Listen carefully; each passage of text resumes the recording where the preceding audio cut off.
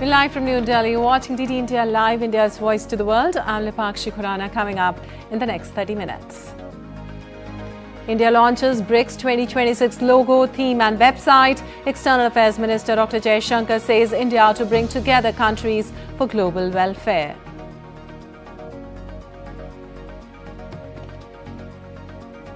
India's Minister for Electronics and Information Technology Ashwini Vaishnaw participated in a critical minerals meeting in Washington, D.C. Discussions focused on strengthening and diversifying supply chains for critical minerals. Another Hindu, a 28-year-old auto rickshaw driver, Sameer Kumar Das, was brutally murdered in Bangladesh's Feni district. Investigations underway. U.S. asks citizens to leave Iran after Trump mulls options on U.S. response as Tehran stresses that the communication lines are open.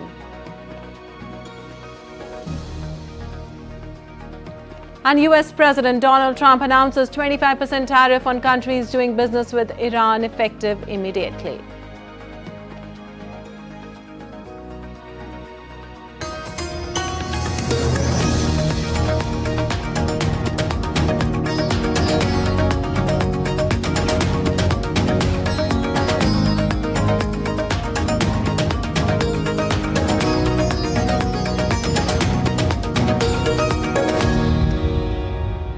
And on to the details now. India's External Affairs Minister Dr. Shankar today launched the official website and logo of India's BRICS Presidency 2026.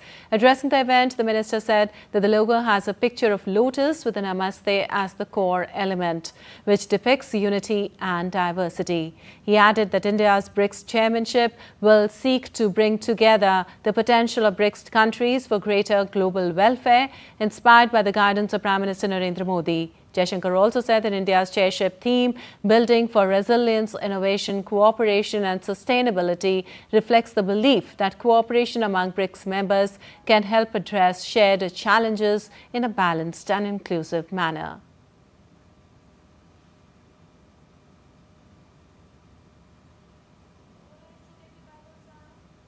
The theme underscores the importance of strengthening capacities, promoting innovation, and ensuring sustainable development for the benefit of all.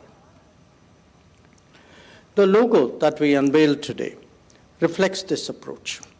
It combines elements of tradition and modernity, and the petals incorporate the colors of all BRICS member countries, representing unity in diversity and a strong sense of shared purpose.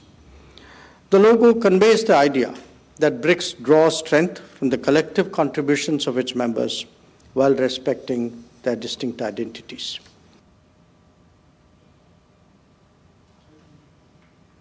Well, German Chancellor Friedrich Merz will be in Bengaluru on Tuesday, the second day of his two-day official visit to India. During his visit to the Indian IT city, Merz, along with his delegation, is scheduled to visit the Indian headquarters of German tech major Bosch at Adugodi. The visiting Chancellor will then go to the Center for Nanoscience and Engineering at the renowned Indian Institute of Science before emplaning from Bengaluru. This is Merz's first trip to Asia as the German Chancellor. And Prime Minister Narendra Modi will inaugurate the 28th Conference of Speakers and Presiding Officers of the Commonwealth on January 15th in the Central Hall of Samvidhan Southern Parliament House Complex. Addressing a press conference, Lok Sabha Speaker Om Birla, who is the chairperson of the conference, said that the conference will discuss shared parliamentary values, democratic governance and institutional cooperation. CSPOC is being hosted by the Parliament of India from January 14 to 16th, and it will be the largest in terms of participation. The conference will be attended by 61 speakers and presiding officers from Commonwealth countries and semi-autonomous parliaments, including the presidents of the Inter-Parliamentary Union and the Commonwealth Parliamentary Association. And Ministry of Electronics and Information Technology Secretary S. Krishnan on Monday said that Prime Minister Narendra Modi's roundtable interaction with Indian AI startups underscored the government's vision of building responsible and ethical artificial intelligence rooted in Indian values. The roundtable was held at the Prime Minister's residence in the national capital on January 8th, ahead of the India AI Impact Summit 2026, scheduled to take place in India next month. According to an official statement from the Prime Minister's office, the 12 startups had qualified under the AI for All Global Impact Challenges and used to present their ideas, products and ongoing work. During the interaction, the Prime Minister emphasized that India has the capacity not only for innovation but also for large-scale implementation and should aim to present a unique AI model to the world that is made in India, made for the world. माननीय प्रधानमंत्री ने 12 AI startups के साथ एक interaction किया था।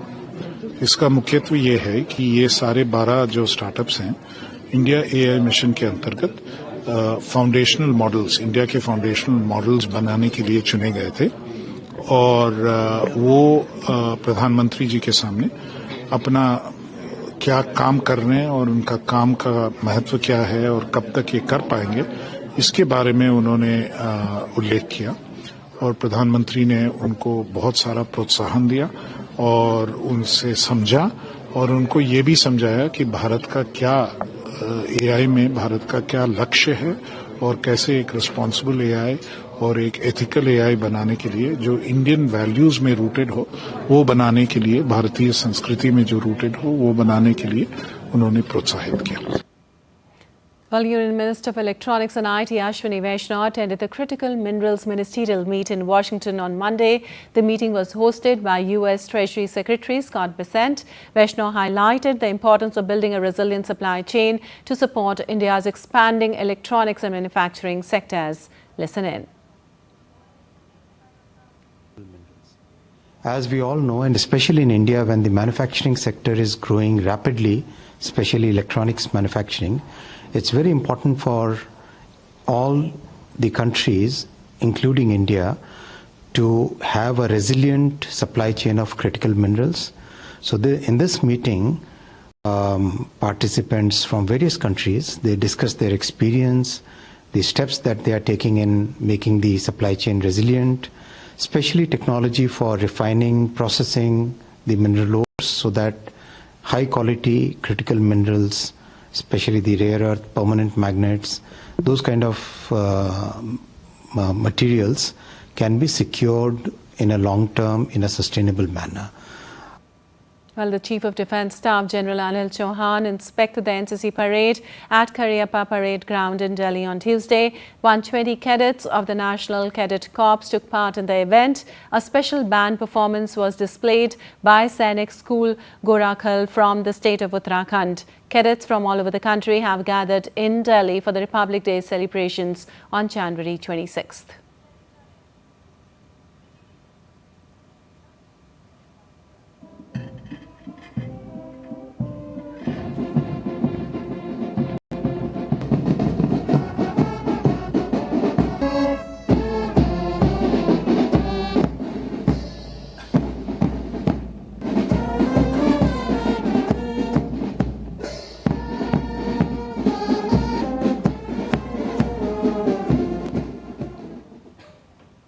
And India's Defence Research and Development Organisation, DRDO, successfully flight tested the third generation fire and forget man-portable anti-tank guided missile with top attack capability against a moving target in Maharashtra's KK ranges on Monday.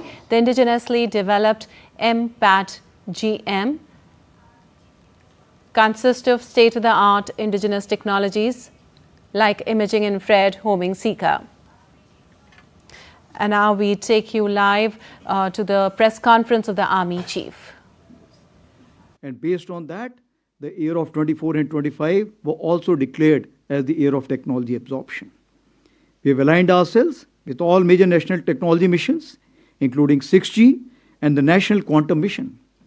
A dedicated quantum lab has been established in MCT Mau.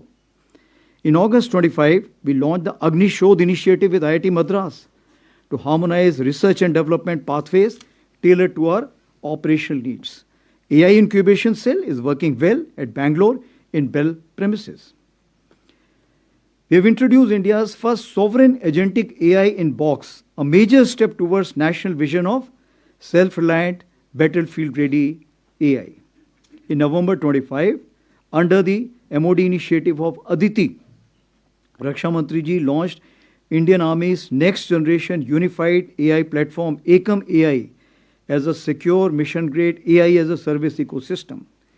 We will now upgrade fine-tuned LLM to sovereign LLM for the same. That will remove all the biases which generally creep into the system.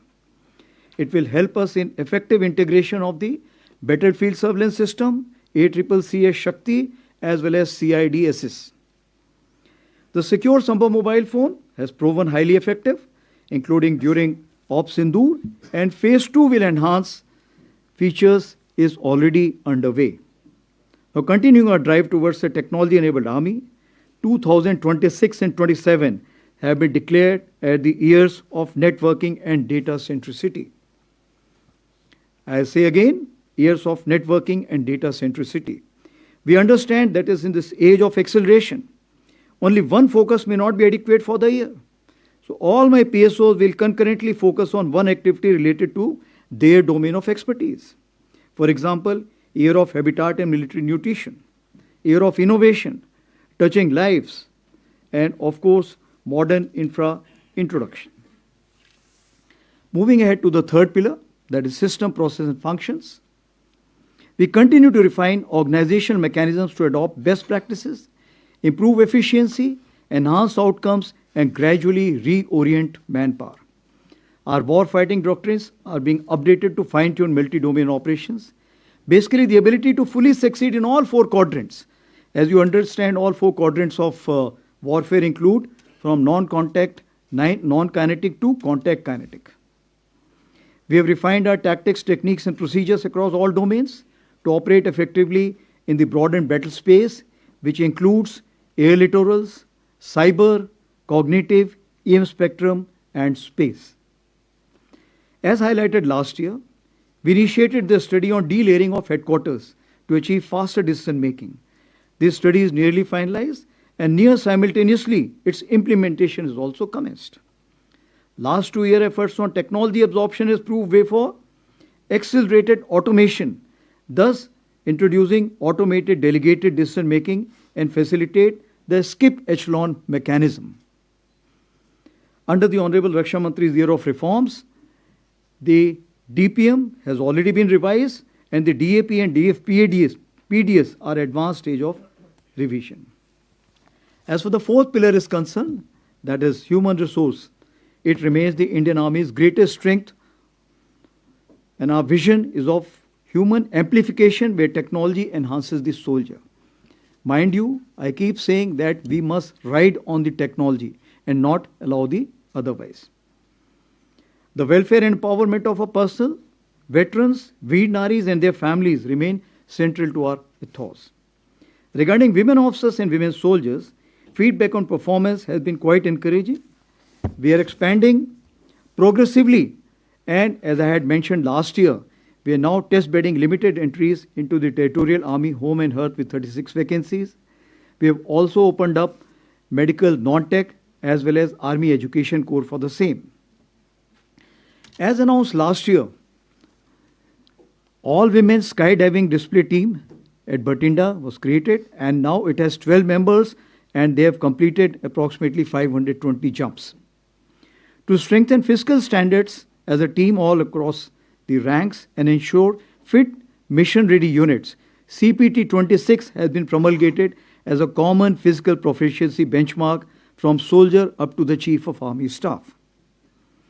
For the welfare of our veterans, Project Naman was launched in August 2024 with 14 centers.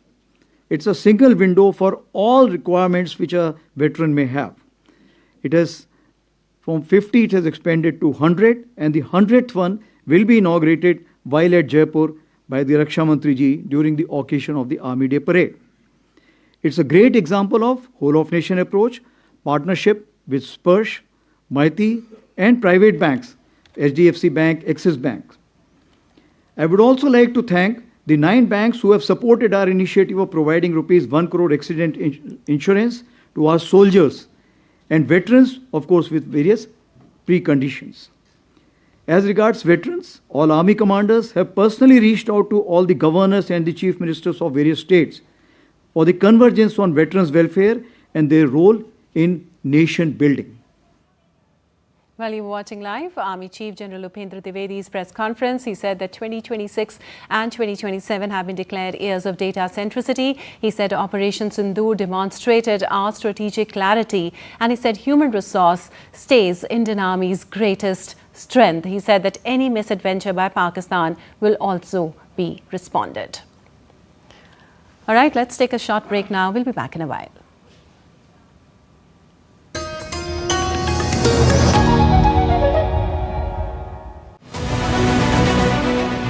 This week on Defence Dynamics, why India's development of electromagnetic railguns so important for modern battlefield doctrine? What is Drishti 10 and why is it emerging as a critical pillar of India's maritime security? Why India's successful conduct of long-duration ground test of scramjet combustor so strategic for India's hypersonic missile program? And in my take, we decode why Pakistan is pushing the JF-17 across the Islamic world. Watch Defence Dynamics this Wednesday at 8 PM IST only on DD India.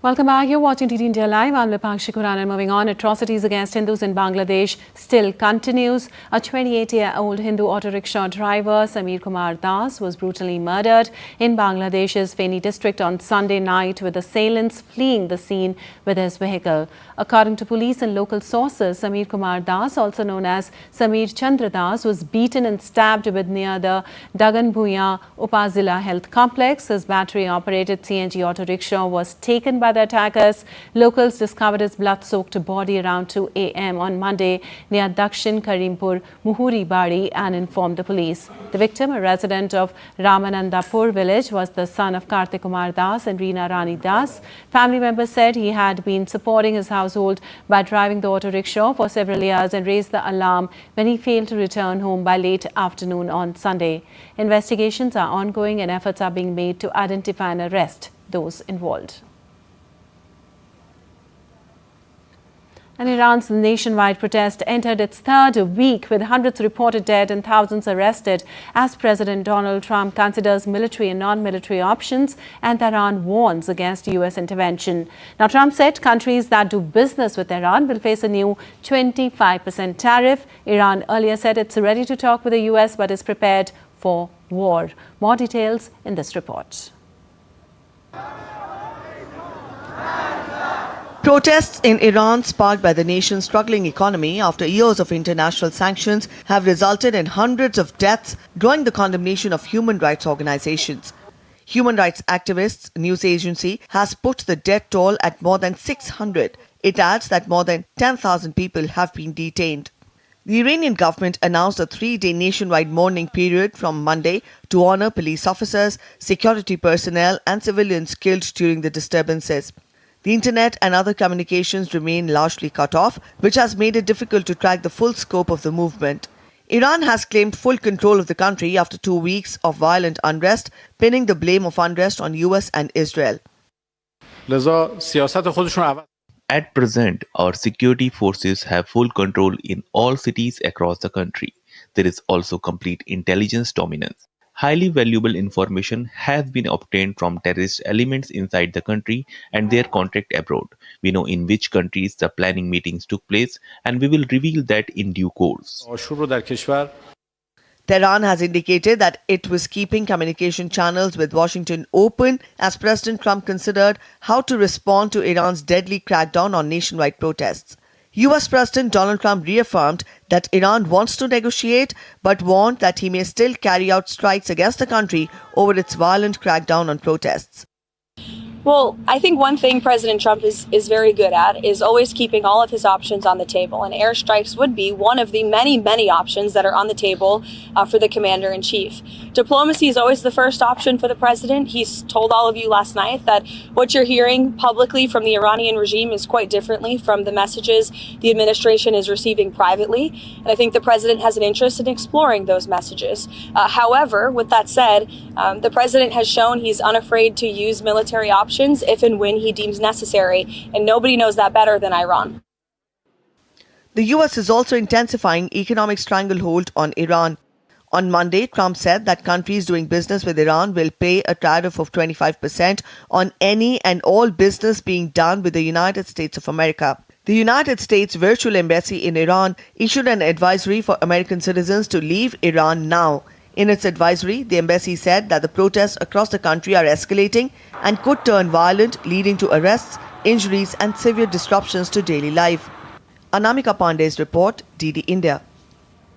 Well, there has been no power vacuum in Venezuela. Days after the U.S. raid on Maduro's bunker in Caracas, the country has continued to function. Calm has prevailed and Delcy Rodriguez is at the helm. While the acting president reaffirmed sovereignty amid Trump's claims, the opposition leader and Nobel Prize winner Machado is set to meet him in Washington on Thursday. We get you details in our next report. Venezuelan opposition figure Maria Corina Machado will meet President Donald Trump on Thursday. The development came even as pressure grew on the interim leadership in Caracas to speed up the release of political prisoners. Venezuela, meanwhile, announced that it had freed 116 more people jailed under Maduro. Rights group questioned the numbers and family members clamored for speedier releases promised by Caracas under pressure from Washington. Machado visited the Vatican on Monday, where she met Pope Leo and asked him to intercede for all Venezuelans who remain kidnapped and disappeared. Meanwhile, acting President Delcy Rodriguez reaffirmed country's sovereignty and independence, saying she is the actual leader of the nation. Well, we ratify and reaffirm Venezuela's sovereignty and independence. I have seen there around cartoons on Wikipedia asking, who rules in Venezuela? Well, here there's the government ruling in Venezuela. Here there's an acting president and a hostage president in the United States. We rule along with the organized people, along with the popular power, and move forward in the international relations with respect for the international law to reclaim and protect the rights of our beloved Venezuela. Rodriguez's comments came after Trump shared on social media a fake Wikipedia profile of himself as the acting president of Venezuela on his platform Truth Social. However, the Washington has so far backed Rodriguez in her recent role. I think the last week has shown that the president made the right realistic assessment of what needed to take place in Venezuela at this moment in time. And the interim authorities and Delcy Rodriguez and her team have been very cooperative with the United States and the president and his team, as evidenced by the massive energy deal that the president was able to cut with the interim authorities, their commitment to release Venezuelan political prisoners, which we also saw last week. So we've seen a great level of cooperation, and the president expects that to continue. U.S. envoys visited Caracas last week to discuss the reopening of Washington's embassy there 7 years after diplomatic ties were severed. Machado was awarded the Nobel Peace Prize last year and dedicated it to Trump, who has made no secret of his frustration at being passed over for the award. Bureau Report, DD India. And Minnesota and Illinois have filed lawsuits against the Trump administration, seeking to halt a surge of federal immigration officers. This legal move follows a week of tragedy and rising tension in Minneapolis, where the fatal shooting of a mother of three by an ICE officer has sparked mass protest. Here's a report. Minnesota and Illinois have filed lawsuit against the Trump administration. The dual lawsuits filed on Monday seek to immediately block a surge of federal immigration enforcement officers into both states. Minnesota has named a Department of Homeland Security Secretary Kristi Noem and several immigration officials, asking a federal court to declare the surge both unconstitutional and unlawful. We're filing against the United States Department of Homeland Security to end the unlawful, unprecedented surge of the federal law enforcement agents into Minnesota, because this has to stop. We ask the courts to end the DHS unlawful behavior in our state, the intimidation, the threats, the violence. We ask the courts to end the tactics on our places of worship, our schools, our courts, our marketplaces, our hospitals, and even funeral homes. The deployment of thousands of armed mass DHS agents to Minnesota has done our state serious harm. This is, in essence, a federal invasion of the Twin Cities and Minnesota, and it must stop. The legal firestorm follows a week of unrest in Minnesota. Last week, an immigration and custom enforcement officer shot and killed 37-year-old Rennie Good.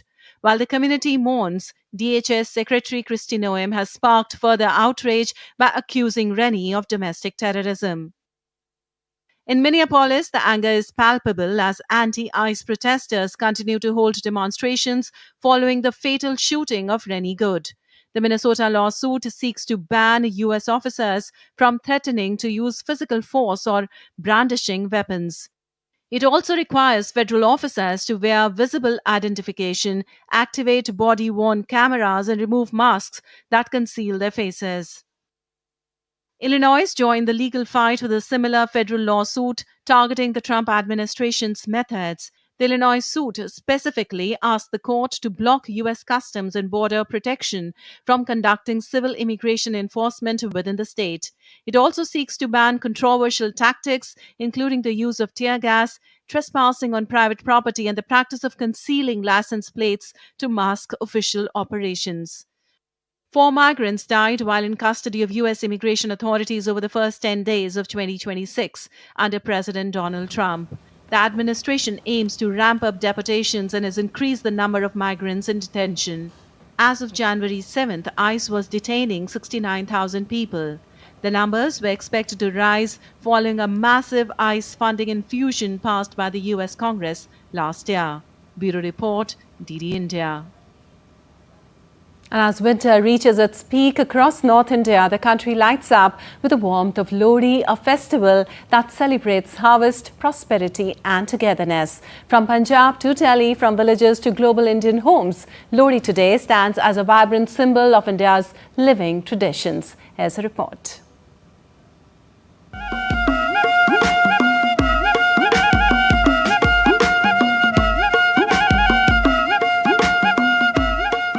Rhythmic beats of the dhol, crackling bonfires and voices singing folk songs. The festival of Lohri bring communities together. Celebrated on the eve of Makar Sankranti, Lohri marks the end of winter and the beginning of longer days. It is deeply rooted in India's agrarian tradition, thanking nature for a good harvest and praying for prosperity in the coming season. Across Punjab, Haryana, Himachal Pradesh and Delhi, families gather around bonfires offering sesame seeds, jaggery, peanuts and popcorn as a symbol of abundance and gratitude. Lohri holds special significance for the newlyweds and newborns, marking fresh beginnings. Traditional songs of Dula Bhatti, the folk hero of Punjab, echo the values of courage, generosity and social justice. Urban India too celebrates Lohri with renewed enthusiasm, blending tradition with modern life. In a rapidly changing world, festivals like Lohri remind India of its timeless bond with nature, family and community, where joy is shared, not stored, with fire as its witness and hope in every heart. Lohri continues to light up India's cultural soul. Kriti Vadhera's report for DD India. Well, that's all for this edition of DD India. Thanks for watching. Namaskar.